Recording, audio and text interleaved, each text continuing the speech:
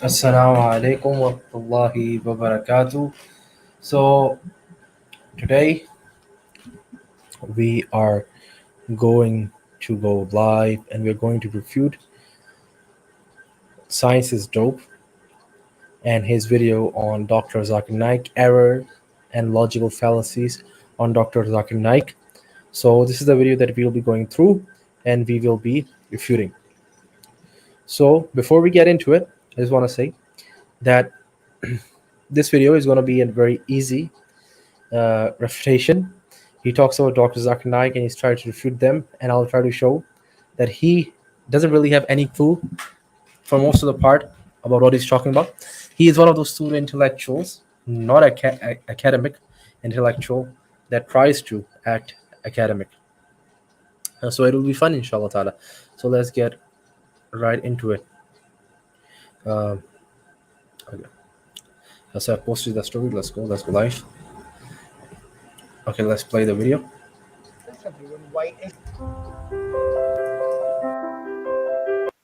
The pseudoscience of Zakir Naik. Okay, so this is a pseudoscience apparently for him. So yeah. Hi, my name's Pranav. You're watching Science is Dope. Dr. Zakir Naik, he's very popular. I'm sure all of you know him. He's a famous Muslim televangelist who holds huge talks where he logically tells everyone why Islam is superior to other religions. Anyone proves to me logically, scientifically, any other religion better than Islam, I'm ready to accept it. In fact, his confidence in Islam is so much that he issues a debate challenge to literally everyone. Arrange for a dialogue, I will debate him. You arrange, I will debate him. If you want to have a lecture, yes. So if you want to have a debate also, we can arrange. Can you come to Monday? But if they accept, he finds convenient reasons to back out. I personally do not debate with women. You send me the number one doctor of divinity in Zambia. And he doesn't forget to remind you that he's a medical doctor. And so everything he's saying has to be right. One of the things he often does in his endorsement of Islam is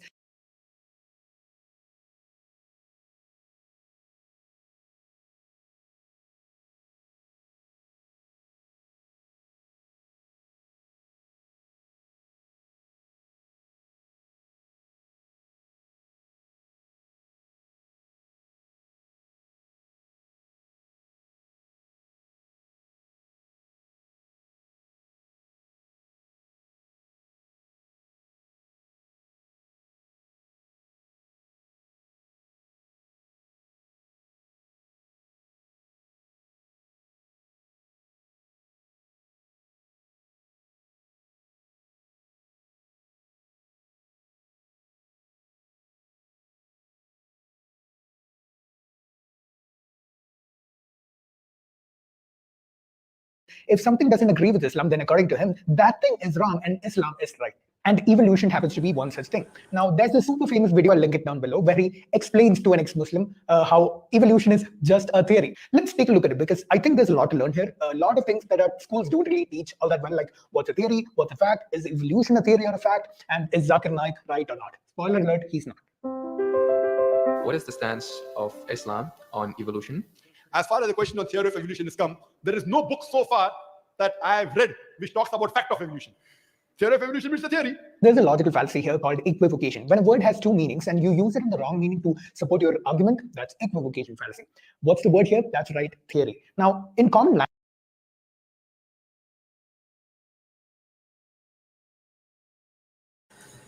So he's wrong. That is not what the equivocation fallacy is.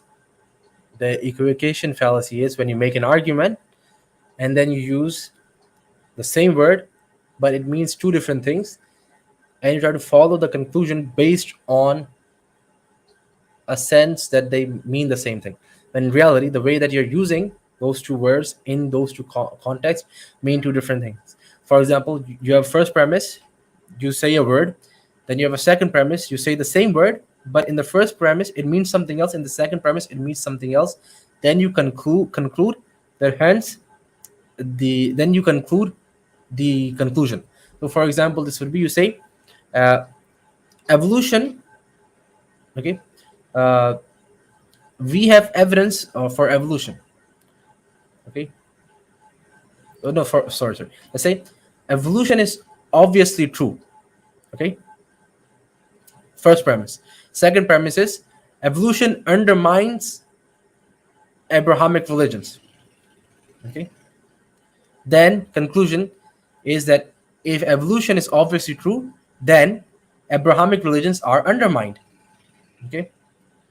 But the thing is that when the first premise we're talking about evolution that is observationally true, right? And the second premise, we're talking about evolution in the theoretical sense, Darwinian evolution. Okay. So the first premise is when you're talking about evolution, it is in the observational sense. So evolution is true. The first premise is evolution is true, meaning evolution that we have observed, such as selective breeding, that is obviously true. Second premise is evolution as such as Darwinian evolution undermines Abrahamic religions. Hence, the conclusion doesn't follow. That is a equivocation fallacy. Dr. Zakir Naik didn't do that. So he's basically strawmanning what Dr. Zakir Naik said. He is the one doing the fallacy, not Dr. Zakir Naik.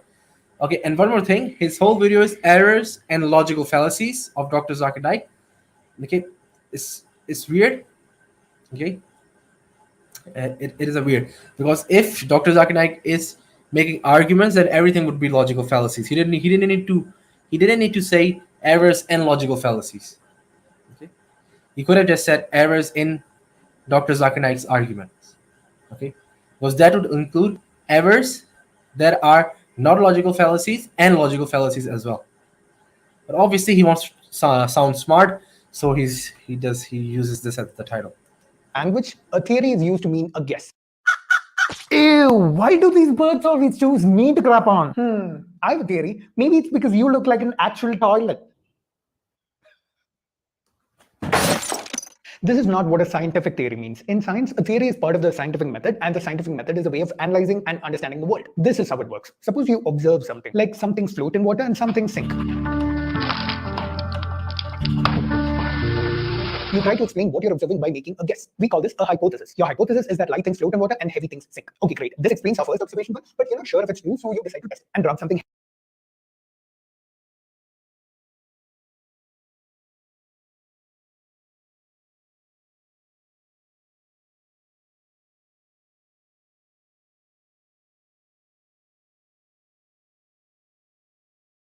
Evolution is true in the sense that it is observational, right? In that sense, it is true without a doubt. Okay, the evolution that we can observe, there's no reason to doubt that. But what he's talking about, that Dr. Zakir Naik did an equivocation fallacy, he's completely wrong. He's saying that Dr. Zakir Naik used the word theory in different sense. There is no book so far that I have read which talks about fact of evolution. Theory of evolution is a theory. There's a logical fallacy here. Theory of evolution is a theory. No, Dr. Zakir Naik is very, it's pretty obvious by what Dr. Zakir Naik means. It means that theory is something that is uncertain. It is not something that is written in stone. And it's a theory. It is not something that is written in stone. It's not a fact. It's pretty obvious, but like what Dr. Zakir Naik means. And that is not an equivocation fallacy. He means theory in a very consistent sense in throughout his argument, which is basically it is not certain. And that is by what he said right afterwards. Meanings and you use it in the wrong meaning to support your argument, that's equivocation fallacy. What's the word here? That's right, theory. Now, in common language, a theory is used to mean a guess. Ew, why do these birds always choose me to crap on? I have a theory. Maybe it's because you look like an actual toilet. This is not what a scientific theory means. In science, a theory is part of the scientific method, and the scientific method is a way of analyzing and understanding the world. This is how it works. Suppose you observe something, like some things float in water and some things sink. You try to explain that something heavy like a tree floats, but something light like a coin sinks. So maybe it's because metallic things sink, and if they're not metallic, they float. That's your new hypothesis. So now you test this, make observations. Hey, there are massive ships made of metal that float on water. So your new hypothesis can't be right. Back to the drawing board again. How about things that are denser than water sink in water, and if they're not denser, they'll float in water? That sounds good. You make observations. Coins sink because they're denser than water. A tree floats because it's not denser than water. And a metal ship floats on water because it has air cavities inside it, so the overall density of the entire ship is less than that of water. Hey, this explanation seems to work, but you're not completely sure if it's true yet, so you keep testing it.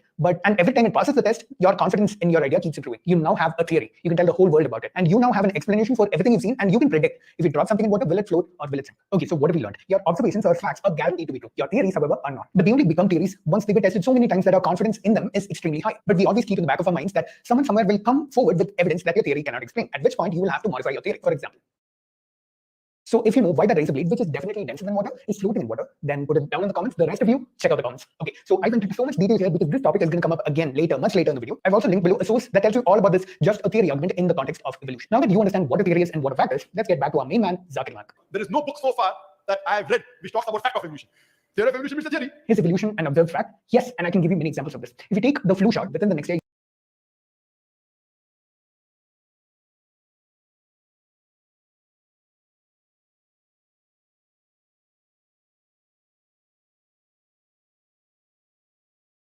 Okay, now that is an equivocation fallacy because you're equivocating observational facts with induced inference. That's you have to completely take it again. This false is because the equivocation. virus would have changed, would have evolved enough to be able to evade the vaccine. It's the same reason why there's no cure to the common cold. It's the reason why we have antibiotic-resistant bacteria. The ones that survive despite use of the antibiotics are the ones that get to pass on their genes to the next generation. And the survivors of that generation pass on their survival genes or the genes that help them survive to the next generation. And this process repeats until we have bacteria that are extremely resilient to antibiotics. Now, can evolution be observed in large animals like dogs? Yes, the different breeds of dog are a result of evolution. These two dogs have evolved so much that they are no longer the same species, but over generations, their line of ancestors have been artificially separated by humans, and this accumulation of separate physical traits led to them appearing very different today. So evolution, This all is fine. This all is fine. living things changing their form slowly over several generations, is a fact. So what is this theory of evolution? When we talk about theory of evolution, we start thinking of Charles Darwin. To explain this fact of See, when Dr. Zakir Naik is talking about theory of evolution, he's talking about Charles Darwin. It's very clear that this isn't a logical fallacy on Dr. Zakir Naik's end. It is on your end. You're strawmanning Dr. Zakir Naik. He meant theory in the sense that it is a scientific method, it is uncertain, can change. And in that sense, yes, it is just a theory, meaning uncertain and changeable. And you agree with that. It's a complete strawman on this guy's end.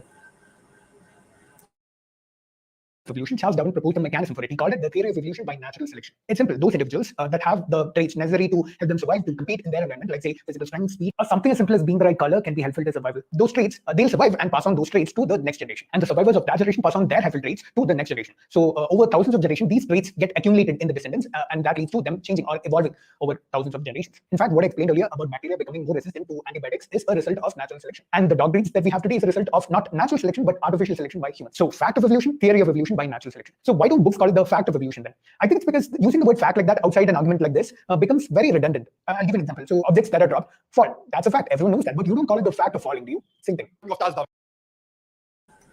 No. Objects falling is an observational fact. It's observational. Okay? Selective breeding, okay, and natural selection, we have observed much of it. So we know that it is a part of reality. Darwinian evolution is not just a theory that says how life could come about. It says this is our model, how life came about into existence. This is our model, how humans come about. This is our model, how animals came about. You need to understand this. If you're not, then I'm sorry, but this is a misunderstanding on his end. He wrote a book called The Origin of Species. And in that book, he says that he went on a ship by the name of HMS Beagle, and he went on an island by the name of Calotropis. The island is called Galapagos, not Calotropis. He makes the same error every single time he talks about evolution. Which went on an island by the name of Calotropis. Charles Darwin went on an island by the name of Calotropis. He goes to an island by the name of Calotropis. Yes, when you are not able to refute someone, try to refute his spelling and grammar. Yeah, that's completely intellectually honest. Imagine what will happen if I start talking about his accent. Yeah, I'm not. For a very good reason. It's not a good argument. It's almost like he's rehearsed and practiced this answer very well. And while rehearsing, he's learned up all these mistakes as well. Because you can see him repeating the same mistakes over and over again every time he talks about this. And there he saw birds pecking in niches. Now, depending upon the niches, the holes they pecked. The word niche, the way Darwin used it, refers to the role an organism plays in its environment. So he's wrong here. I'll give you an example. The niche of a large herbivore is in Africa, it's filled by the elephant. And in North, because you can see him repeating. The island is called. Same thing. Of Charles Darwin. He wrote a book called The Origin of Species. And in that book, he says that he went on a ship by the name of HMS Beagle, and he went on an island by the name of Calotropis. The island is called Galapagos, not Calotropis. It's almost like he's rehearsed and practiced this answer very well. And while rehearsing, he's learned up all these mistakes as well. Because you can see him repeating the same mistakes over and over again every time he talks about this. And there he saw birds pecking in niches. Now, depending upon the niches, the holes they peck. The word niche, the way Darwin used it, refers to the role an organism plays in its environment. So he's wrong here. I'll give you an example. The niche of a large herbivore is in Africa, it's filled by the elephant, and in North America by the bison, and in Australia by the red kangaroo. Now, a niche can be very specific also, like in the case of these birds, these finches. Depending on the I don't see a problem with this point. Fair enough. niche they occupied by the type of food they ate. Some birds, some of these finches had long thin beaks suitable for catching insects, and some had large powerful beaks suitable for cracking open nuts, etc. And this observation led Darwin to study why this variation occurred, and he was able to show that the environment naturally selected those traits that enabled survival. And there he saw birds pecking in niches. Now, depending upon the niches, the holes they peck, the beak became short and long. Based on this observation, he propounded his theory of evolution. He propounded natural selection. So I've shown you how what he's saying is wrong, but other than that, what he's doing is a straw man fallacy. He's misrepresenting what Darwin actually said. The way he's saying it, it'll appear very silly to someone who's hearing this for the first time. I'll link another source down below that addresses all these misconceptions that Zakir Naik has made in the video so far, and everything he's going to say as the video goes on. So he just said that is a strawman fallacy. Strawman fallacy is misrepresentation of the argument. Strawman fallacy is not formulating an argument in such a way it sounds silly, or making the argument easier for someone to understand its form sounds silly. If the argument is in the same form, same evidences, or same point are used to make a point, then it's not a strawman fallacy. Just making something more digestible doesn't mean it's a strawman. Changing someone's argument, okay, and then maybe trying to refute it, that is a strawman. Okay, the reason it's called a straw man is because you change someone's position, you make a straw man out of someone's argument, and then you beat up the straw man and not the actual argument. That's the whole reason it's called a straw man. So I'm pretty sure this guy doesn't even know why it's called a straw man. Charles Darwin, he wrote a letter to his friend Thomas Thomson in the 19th century, and he said that I do not have proof as far as my theory of evolution is concerned. There are missing links. I have a problem with people using the word proof in a science context. In common language, it's something I see a lot. I see people saying something like scientific proof, where unless there's a Western scientific proof about something, people just don't buy it anymore. I guess I'm okay with it as long as people understand this. You don't prove things in science like you do in math. You find evidence in support of an idea. Newton's laws can't be proven. Einstein's relativity can't be proven. Darwin's natural selection cannot be proven. But we trust them because they have a lot of evidence in support. Now, I know that this may be a little confusing, this difference between proof and evidence. I'll make a separate video about it because I don't want to go too deep here. This video is already pretty long. So if enough people ask me in the comments, I'll make a separate video about this. What Zakir Naik probably should have said is Darwin didn't have enough evidence for his idea, which was true at that time. But what he doesn't tell us is that Darwin only published the book on the origin of species some 20 years after these initial observations, during which time he made a lot more observations in animal breeding, especially artificial selection. The entire book. So he's just agreeing to Dr. Zakir Naik's point, but he's saying, oh no, in the future and later on, the points of Dr. Zakir Naik are valid. Dr. Zakir Naik is very clearly talking about Darwin himself. So this is actually a strawman. Written by Darwin is available online for free. I'll link it below. Now, in most of the schools, they teach Darwin theory as though it's a fact because they don't have any alternative. This is one of the stupidest statements in the entire video. Schools don't teach students something because there is no alternative. They teach students the established results of science, and this actually is part of the scientific method. Apart from communicating your theories to the rest of the world, you also teach the next generation what you've learned. And why are you acting like there are no alternatives to evolution? According to you, Islamic creation is an alternative. Okay, so this is completely wrong. Dr. Zakir Naik is somewhat right. They don't teach scientifically alternative methods to evolution. They teach it as a fact, while there are alternatives to evolution, Darwinian evolution, like Lamarckian evolution, genetically driven evolution. Darwinian evolution is only the most generally accepted evolution. Not all evolutionary biologists or scientists accept Darwinian model, or now it would be neo-Darwinian or epigenesis model. So yeah. To evolution, right? Or how about the myth of creation in Christianity? I'll tell you why they don't teach those. Because it's not possible to leave your brain after the class before you enter. But as far as That's just an ad hominem. Like, that's just an ad hominem. That's an ad hominem fallacy. How is this guy dope, science is dope, is gonna title a video Ever and Logical Fallacies, and then go ahead and commit the most fallacious fallacies that I've ever seen. Weird arguments, bad arguments. recent times are concerned, most of the scientists today have they do not agree with Darwin's theory. Not because Darwin was wrong, but because his theory was incomplete. Darwin only gave one mechanism for variation among species, that is natural selection. There are more that we know today, like mutation, geographical isolation, genetic drift, etc. The latest theory we have in evolution is called modern synthesis or neo-Darwinism. That's right. It's But there are more than just one mechanism. There's one mechanism, but there are underpinning mechanism of Darwinian evolution. Okay? Gradualism is the part of the mechanism. Okay? And we know that gradualism isn't true, or isn't accepted in modern evolutionary biology. He's just leaving that part out. named after Darwin, the person who first got the ball rolling.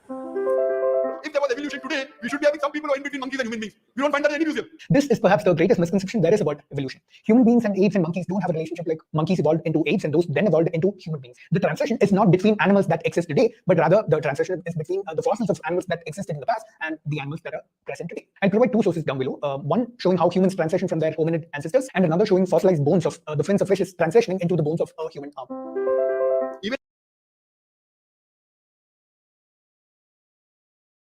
All rolling. If there was evolution today, we should be having some people who are in between monkeys and human beings. We don't find that in any museum. This is perhaps the greatest misconception of the fins of. This is actually a valid point. I'll give him that. This is a valid point. There's no necessity that there needs to be something in the middle. Now, there's no logical necessity to that. Which is transitioning into the bones of a human arm. Even according to molecular biology, according to the specialists of molecular biology, they say it is absurd to think that our DNA of the human being have been evolved from it. It's not possible at all. I'm glad you brought up molecular biology, Zakir, because I'm sure you would be aware of the Human Genome Project, which sequenced our entire DNA. There's also a chimpanzee genome project that did the same with the chimpanzee. And we know today that humans and chimpanzees share about 98% of their genetic material. We know conclusively that both species descended from the same.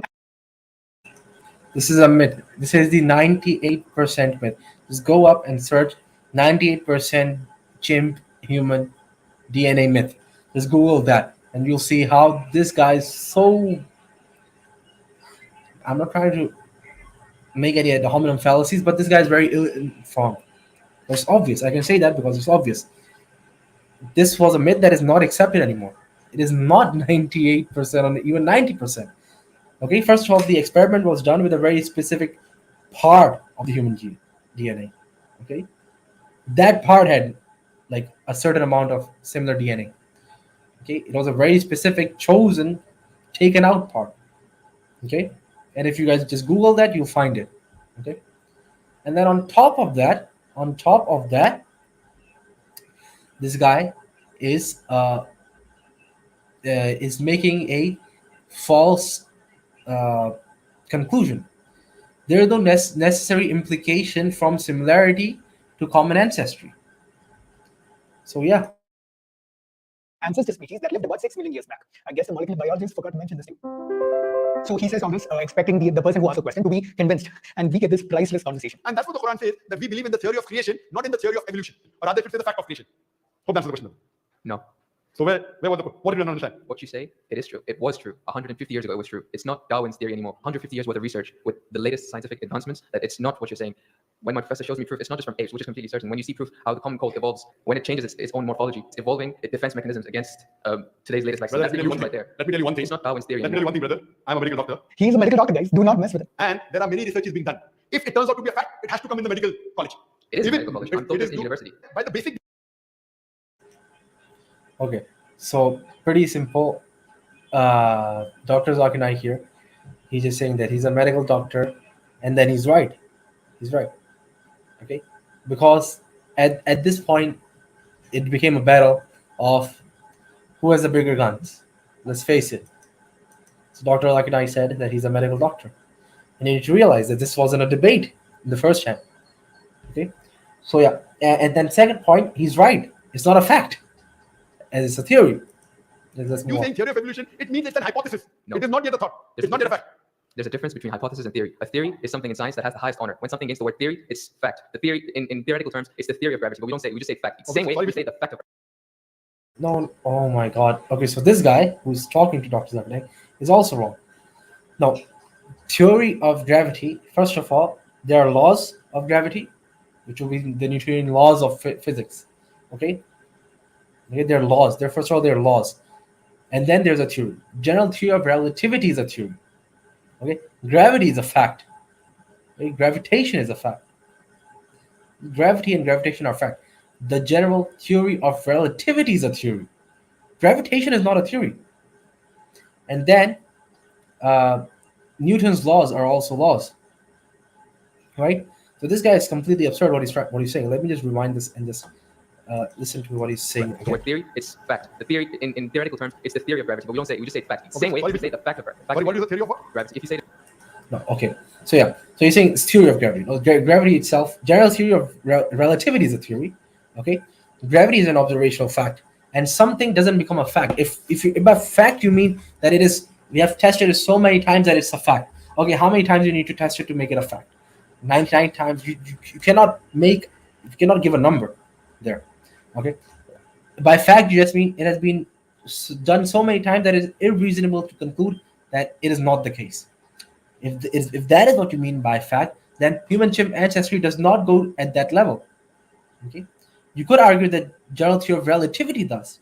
Okay, you need to realize that not all theories can be generalized in that sense, and that is what the problem of induction is. You guys should all just go and do some research on, especially these atheists need to do some research on the philosophical problem of induction.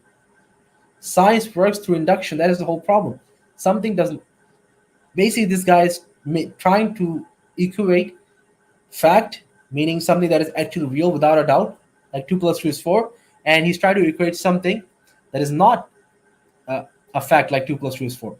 Okay, they both are in completely different epistemological levels. I know it's philosophical, but this is the whole crux of the matter.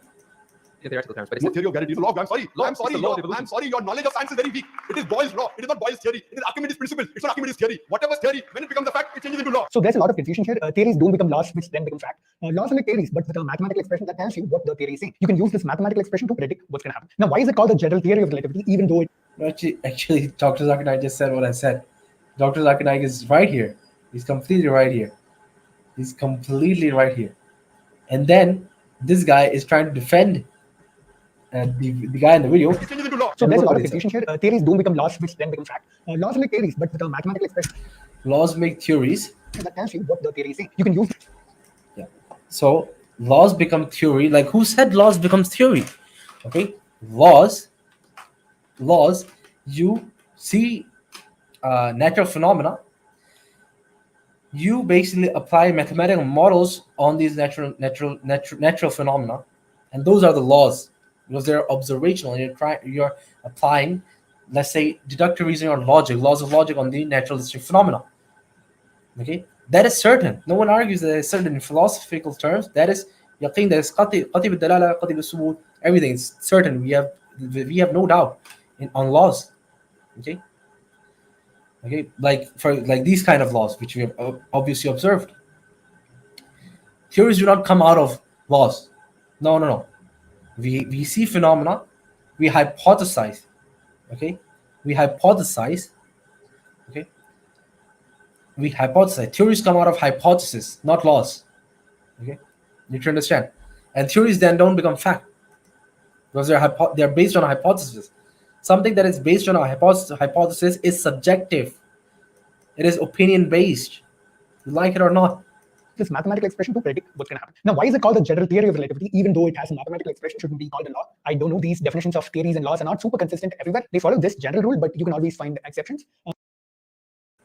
Okay, so this is like, oh my god, this is what I hate. Something having a mathematical expression, okay, does not mean that it has to be a law. Okay, so if you predict something, you predict a phenomena that might occur or that should occur based on your theory, you can formulate a mathematical equation around that prediction. There's no problem with that. But if the mathematical prediction is based on these hypotheses, then even that mathematical equation can be uncertain, meaning it can change, which it did change. Like, for example, if you guys know Einstein's his biggest blunder, if you guys can Google the biggest blunder of Einstein, he made a mathematical error and that mathematical equation changed. Why? Because he had a hypothesis about the universe. He had he had an idea, conceptualization about the universe, which wasn't certain. That is the perfect example that fits here, that shows what I'm trying to say. And this guy is completely, he doesn't know those things. Which is why I prefer to use this one single word instead of all of them. This one single word, model. Newton's gravity model, Einstein's relativity model, Darwin's natural selection model, etc. So there are observations, one single word, model. Newton's gravity model, Einstein's relativity model. Again, no. Laws are something that are derived from phenomena. And then you apply maths and logic onto those phenomena and make laws. For example, if I throw this, it's my phone, right? If I throw this phone, it falls down. Okay, I saw it falling down. I can measure it falling down, and then I can calculate at how much time it took for it to fall down. Okay, I can calculate that. I can calculate how much time it took for it to fall down. That calculation, then I can formulate a law on that. But that law that just took place, okay, it wasn't my assumption or in my hypothesis. It was something that I observed, and I applied maths to it, my own deductive reasoning to it. Okay, applied logic. It is certain. It is without doubt. It is qati. It is observational. It is not based on a hypothesis and uncertainty. This guy completely doesn't understand. Basically, he doesn't understand what empiricism is, and he doesn't understand how science works. This is very clear. Darwin's natural selection model, etc. So there are observations of facts, and then there are models. Models help us paint a picture of reality based on our understanding. And facts are like pieces of that reality that help us refine our models over and over again and improve our understanding. Once you understand how they play a role in the scientific method, it becomes very easy for you to understand how science actually works. I will make improve our understanding. Once you understand how they play a role in pieces of that reality that help us, there are models. Models help Einstein's relativity model, Darwin's natural selection model, etc. So there are observations of facts, and then Oh my God. Okay, so he agrees. The initial observation is a fact. The experimental observation is a fact. So he's saying the observations are fact, but the hypothesis and the theory is not fact. He agrees in this model. Then why did he previously say that it's a fact? Okay. Like, hold on, let me just rewind. Why did he say that it's a fact then? So he says all this, expecting the person who asked the question to be convinced, and we get this priceless conversation. And that's what the Quran says, that we believe in the theory of creation, not in the theory of Then becomes fact. Laws are like theories, but when it becomes a fact, it changes into law. so there's a lot of confusion here. Theories don't become laws, which then become fact. Laws are like theories, but with a mathematical expression that tells you what the theory is saying. You can use this mathematical expression to predict what's going to happen. Now, why is it called the general theory of relativity, even though it has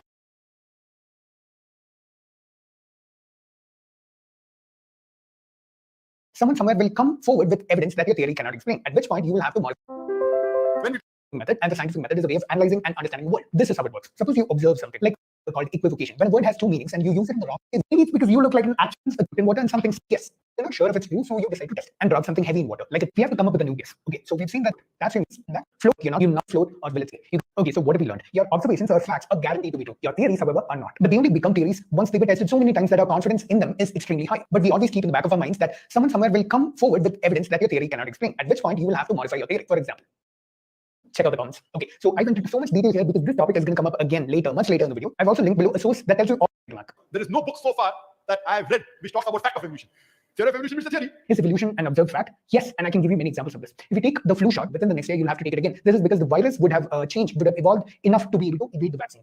It's the same reason why there's no cure to the common cold. It's the reason why we have antibiotic-resistant bacteria. The ones that survive despite use of the antibiotics are the ones that get to pass on their genes to the next generation, and the survivors of that generation pass on. It's the same reason why there's no cure to the common cold. An observed fact? Yes, and I can give you many examples of this. If you take the flu shot, within the next year you'll have to take it again. This is because the virus would have changed, would have evolved enough to be able to.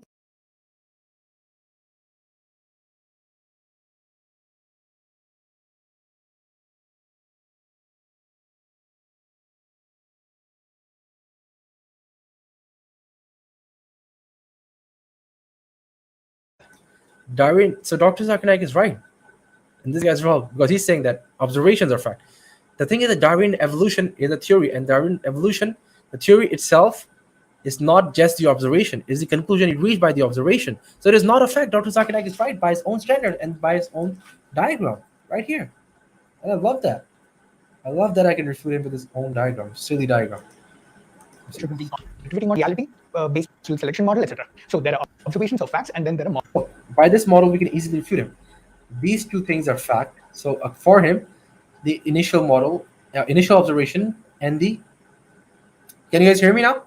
The initial observation and the experimental observation, okay, are the things that. Okay, so hold.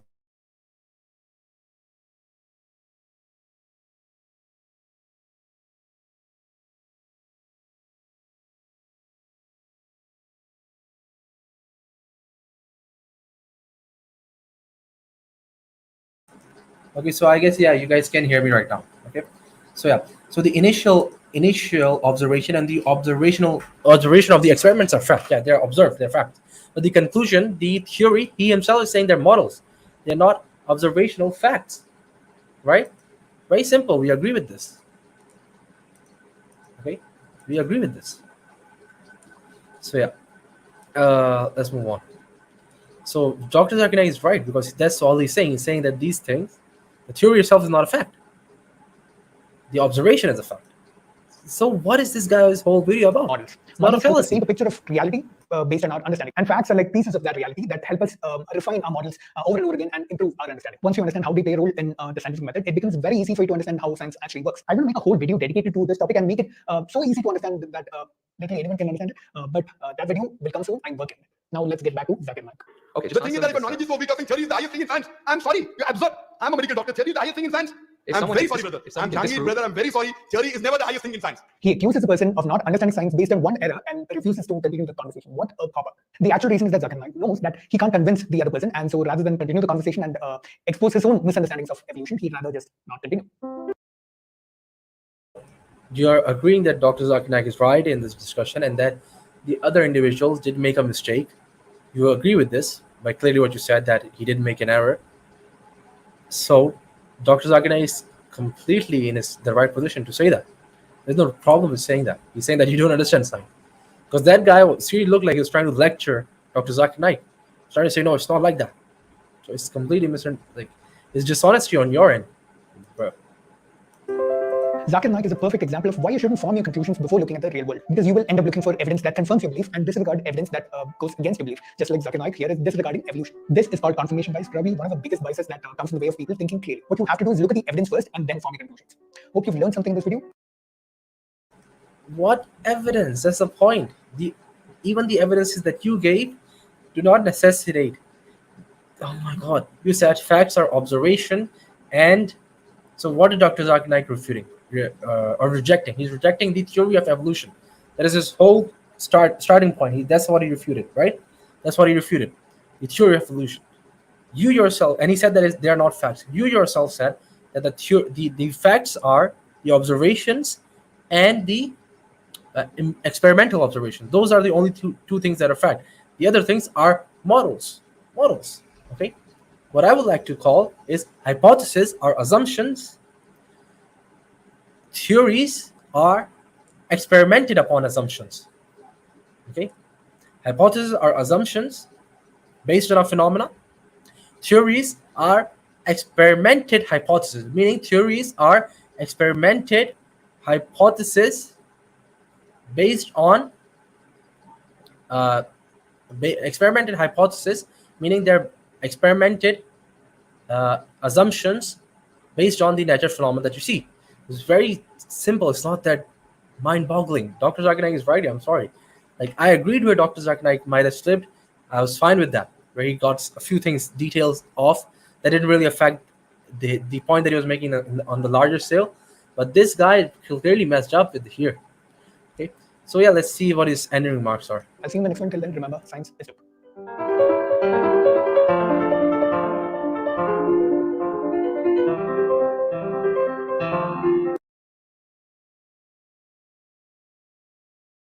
So science is true, apparently. That's all. Don't subscribe to him. If you're subscribed to him, unsubscribe to him and subscribe to me. This is idiotic. This is horrible. This is like, how do you guys watch these people, man? How do you guys take these people seriously? I can't. So, we're already at the 40-minute mark, and it's getting pretty late. So let's end this session. Assalamu alaikum wa rahmatullahi wa barakatuh.